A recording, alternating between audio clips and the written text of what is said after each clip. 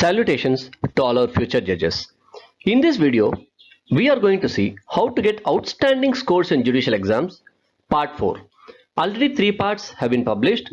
Those who have not seen those videos, please watch those videos and then continue watching this video so that you get complete understanding of what has been stated and you get a continuity of the aspects which have been stated.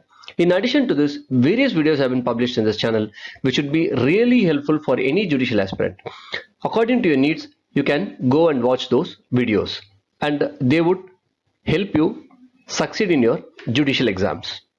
Before starting this video, I'd like to personally request you to watch this video from the beginning till the end without skipping in between so that you get to understand what has been stated.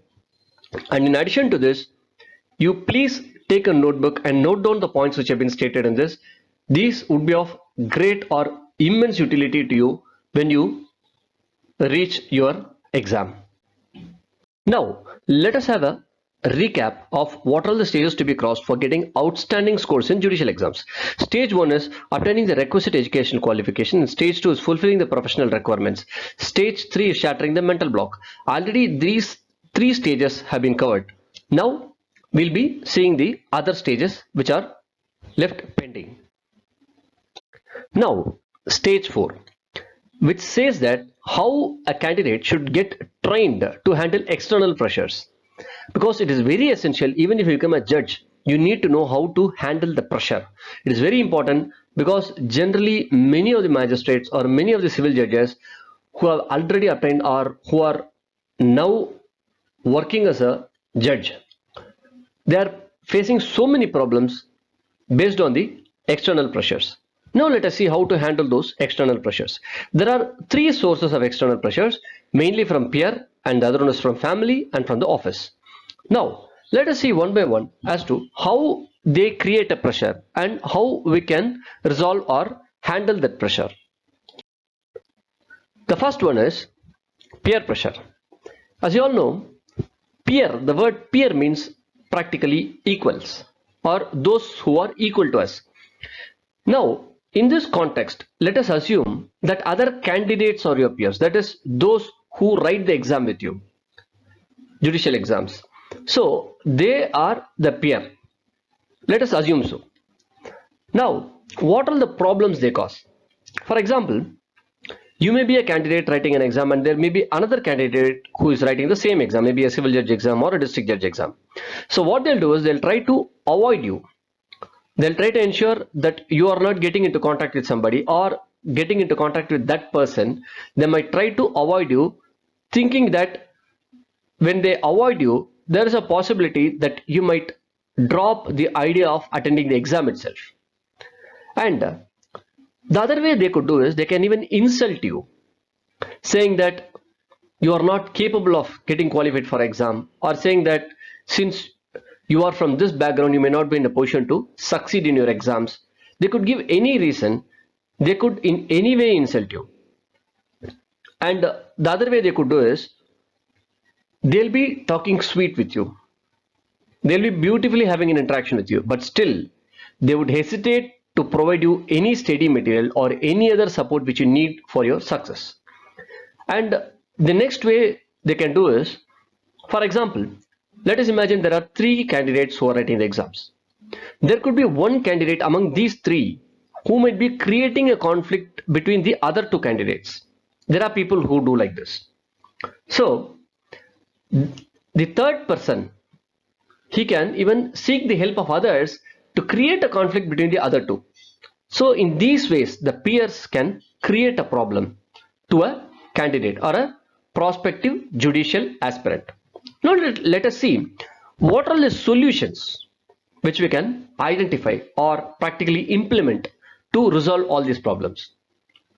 Imagine if somebody is avoiding a candidate. The simple way you can do is let him straight away accept being avoided. Next is when he's being insulted, a befitting reply can be given in case a candidate is being insulted, and he can make it clear to the person who is insulting him that just because he is being insulted, He will not fail or he will not retract his footsteps. And next thing is, better avoid a person who is keeping on insulting you. It's better to avoid him, because your mental peace is very important for your success.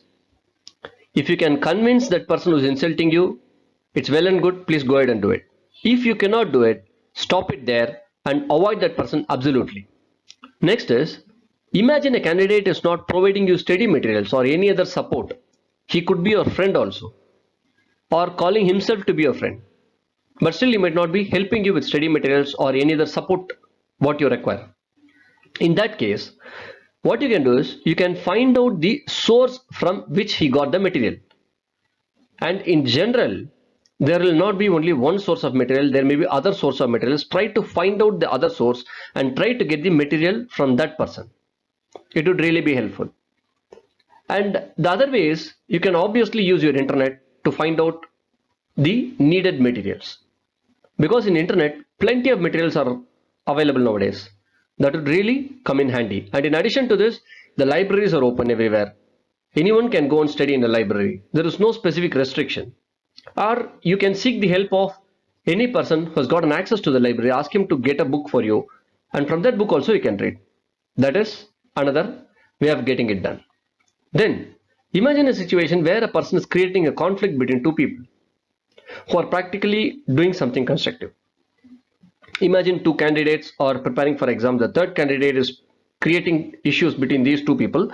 Then that person can be exposed, and the conflict can be cleared by a open talk, if it is without any ill intention. If it is with ill intention, better it is to come away from that situation and create your own space for your own equipment. The next source of pressure is from family. As you all know, the pressure from family is something different from the other two sources, that is peer and office. Generally, this kind of pressure is created by the children, spouse, parents or relatives, where you are bound by law, by morality to support them. So in that case, how you can train yourself to handle that kind of external pressure? Already videos have been published on time management and how to improve your focus, wherein these aspects have already been discussed. But in addition to this, there are certain aspects which I'd like to explain here. Those who have not seen those videos, please watch those videos. I provided the link in the iCard.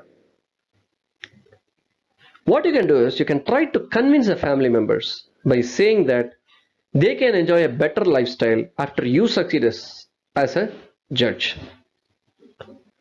And let me make it very clear, never try to please them, but try to make them understand. If you try to please them, it would be a continuing process and it will never go for an end. Whereas if you make them understand, it will be a one-time effort, or at least it may not be as that of a continuing process. However, it is very essential that we need to spend time with the family, and those pressures are an obvious factor which we need to accept. However, if you make them understand, there is a good possibility that they could cooperate and help you to come up in your life and succeed in your career as well. If you like the video, please press the thumbs up button and also the subscribe channel. Do share the video with your friends and help them come up in their life. Your comments are most welcome in this channel. If you feel that I've left something out, or if you want me to put a video on a specific subject, please do post all those aspects in the comment.